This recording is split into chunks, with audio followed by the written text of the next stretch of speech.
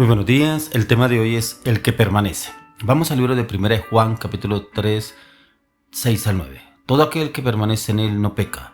Todo aquel que peca no le ha visto ni le ha conocido. Hijitos, nadie os engañe. El que hace justicia es justo, como él es justo. El que practica el pecado es del diablo, porque el diablo peca desde el principio. Para esto apareció el Hijo de Dios, para deshacer las obras del diablo. Todo aquel que es nacido de Dios no practica el pecado, porque la simiente de Dios permanece en él y no puede pecar porque es nacido de Dios. El que permanece. Si usted y yo permanecemos en Dios, el pecado no puede permanecer en nosotros. Si el pecado permanece en nosotros es porque el diablo tiene cabida en nuestras vidas. ¿Cómo permanece el diablo en nuestras vidas? Es a través del pecado. Si usted y yo consentimos el pecado, automáticamente no somos de Dios. Aquí nos habla la palabra muy claramente que usted y yo debemos es aborrecer el pecado. El pecado está figurado en muchas maneras, como está la mentira, la falsedad, la hipocresía, la arrogancia, la prepotencia, la anarquía, la rebelión, la inmoralidad, todo lo que practica el diablo.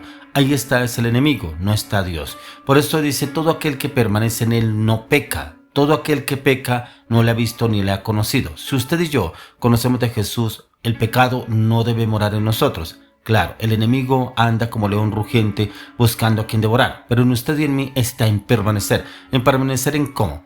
En la palabra, en la oración, en el clamor, en el ayuno, en la intercesión, la meditación, el estudio y la palabra. O sea, en perseverar a diario para permanecer en Él, en el Señor Jesús, a través de la palabra. Por eso dice, hijitos, nadie os engañe. El que hace justicia es justo, como Él es justo. El Señor es justo. Él es el único que es justo, Jesucristo. Por eso usted y yo debemos permanecer para que nadie nos engañe. Cuando permanecemos en la palabra, tenemos los hábitos espirituales, el Señor no permitirá que nadie nos engañe. Por eso dice, el que practica el pecado es del diablo, porque el diablo peca desde el principio.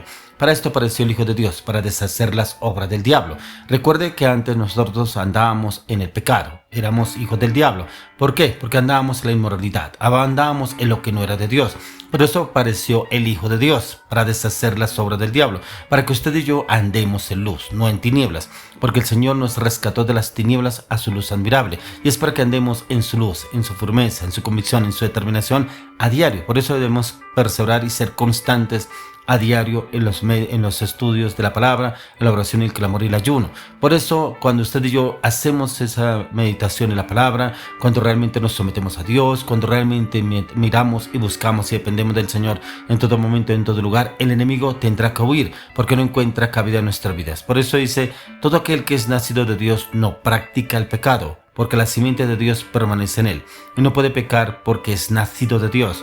Usted y yo no podemos pecar si somos nacidos de Dios, pero vuelvo y le digo, si usted y yo nacimos de Dios, debemos permanecer en ese nuevo nacimiento, y en ese nuevo nacimiento determina en usted y en mí la constancia y la perseverancia en buscar y en depender de Dios a diario, ya que la Biblia nunca describe la conversión como alguien que es convencido a hacer lo bueno, sino como alguien totalmente muerto espiritualmente que empieza a vivir, ya que el diablo intenta mantenernos muertos. Jesús vino a destruir sus obras, hacernos vivir y hacernos entrar de nuevo en comunión con Él y bajo su gobierno, ya que cuando usted y yo entramos bajo su gobierno, estamos automáticamente doblegando al enemigo. Él ya no tiene cabida en nuestras vidas y en nuestros corazones, y estamos sometidos bajo su dominio, bajo su voluntad, en la palabra de Dios, entrando en conocimiento en su palabra. Por eso, como nos habla el apóstol Pablo en 2 Corintios 5:17, que de modo que si alguno está en Cristo, nueva criatura es, las cosas viejas pasaron y aquí todas son hechas nuevas. Cuando usted y yo entramos a ser criaturas nuevas en Cristo Jesús, las cosas viejas no deben prevalecer en nuestras vidas. Por eso, si hay algo que se guarda en el corazón, emociones, deseos, pensamientos, frustraciones, lucha, debilidad, no deben permanecer en nuestra vida. ¿Qué era lo que nos tenía atados al pasado? ¿Qué es lo que debemos todavía desarraigar de nuestro corazón? ¿Qué es lo que todavía el enemigo como que viene y nos rondea y nos ronda a ver cómo nos busca doblegar nuestra voluntad? Ahí donde usted y yo cumplimos un papel muy importante, ya que hemos sido nuevas criaturas en Cristo Jesús, y donde usted y yo estamos permaneciendo, el enemigo no puede entrar a formar parte de nuestras vidas, porque el Señor ya ha hecho todo nuevo en usted y en mí. Hay en el libro de Juan, capítulo 1, versos 12 al 13, nos dice el Señor: Mas a todos los que le recibieron, a los que creen en su nombre, les dio potestad de ser hechos hijos de Dios, los cuales no son engendrados de sangre, ni de voluntad de carne, ni de voluntad de varón, sino de Dios. Si usted y yo somos engendrados de Dios, somos hechos a su imagen y semejanza. Y como somos hechos a su imagen y semejanza, debemos prevalecer a diario. ¿Para qué? Para permanecer en el Señor, en la palabra, con el clamor y la intercesión delante del Señor. Ya que el que es nacido de Él recibe su simiente, que viene aún de la misma raíz, de la semilla. Ya que en otras palabras recibe los genes de Dios y recibe su misma vida morando en su interior a través del Espíritu de Dios. Ya que la vida en Dios no le permite pecar, no nos permite seguir practicando el pecado, ni rebelarnos continuamente al gobierno de Dios, sino a prevalecer y a permanecer firmes y constantes en el Señor. Ya que un hombre espiritualmente muerto está totalmente ciego e insensible a las cosas de Dios, pero cuando vive y ve y escucha y empieza a experimentar la vida de Dios, ya no será el mismo, ya que la vida que está en él ya no se complace en el pecado, ya le pide otro tipo de alimento y se complace en cosas muy diferentes, ya que esta nueva vida gusta de buscar de Dios, de alimentarse de Él y de hacer su voluntad acorde a sus mandamientos, estatutos y decretos, como usted y yo lo debemos efectuar y hacer realidad en nuestras vidas a diario, ya que ciertamente esto no quiere decir que desde que nacemos de nuevo hay perfección absoluta. Ya vivimos en los pasajes que estamos leyendo que debe haber una comunión con Dios, la cual nos va limpiando conforme a la palabra de Dios y nos lleva a madurarnos y conocernos ciertamente en el nuevo nacimiento. Y ahí es donde experimentamos una nueva vida y unos nuevos intereses y deseos directamente en la palabra de Dios y en el conocimiento que el Señor tiene para usted y para mí. Él quiere llevarnos a un cambio radical en nuestras vidas. Quiere llevarnos a que usted y yo seamos transformados a diario. No solamente cuando vamos a un encuentro, no solamente cuando vamos a la iglesia, no solamente cuando vamos a un ayuno, una intercesión, a un clamor. No, a diario usted y yo debemos morir para nacer de nuevo, y donde el Señor quiere formarnos y transformarnos, ya que aquí en el pasaje inicial que estábamos leyendo, en el versículo 6, también nos dice: el que permanece en Él no peca. La palabra es clara, que además de nacer de nuevo, nuestra nueva vida requiere en usted y en mí permanencia absoluta.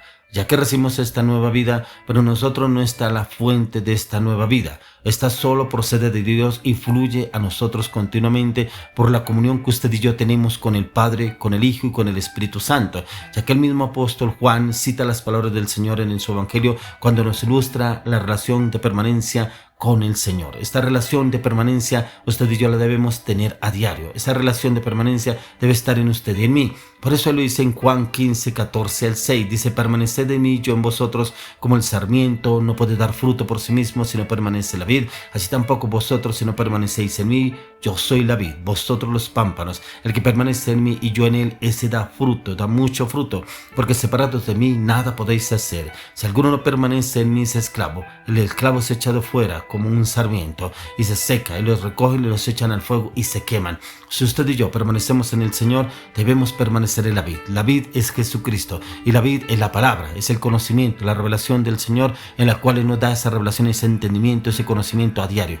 Que siempre que usted y yo entramos a meditar y estudiar en la palabra de Dios, debemos pedir dirección, conocimiento, entendimiento al Espíritu Santo para que permanezcamos en la vid, porque cada día el Señor quiere darnos ese entendimiento, ese conocimiento, cuando usted y yo realmente entramos a la palabra con ese fervor, esa pasión, pero pidiendo discernimiento, pidiendo entendimiento, pidiendo revelación en la palabra, que el Espíritu de Dios nos lleve a ese entendimiento profundo en la palabra de Dios.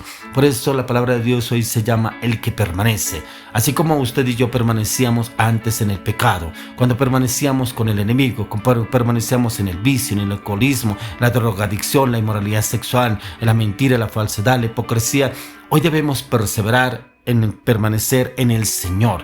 Para permanecer en el Señor es importante tomar decisiones radicales con el mundo. Démonos de cuenta lo que estamos viviendo en el mundo, que el mundo quiere atraparnos, pero como usted y yo debemos permanecer en la palabra, porque a diario el enemigo busca cómo hacernos caer. Pero por eso en este tiempo es tan importante que usted y yo más permanezcamos en Él. ¿Y cómo lo podemos hacer? Siendo determinantes, no tanto para el hombre, sino primeramente para Dios, por usted y por mí, para demostrarle al Señor que realmente usted y yo queremos permanecer en el Señor. Y así mismo como lo demostramos ante el Señor, Él mismo nos fortalecerá y nos dará las estrategias, nos dará el carácter, nos dará la firmeza, nos dará la convicción y la certeza para salir victoriosos en cualquier situación que se lleguemos a enfrentar. Le oro y le pido al Señor que usted y yo permanecemos en Cristo Jesús y Él nos dará la victoria en todo, sobre todo y para todo, en el nombre de Jesús. Amén y amén.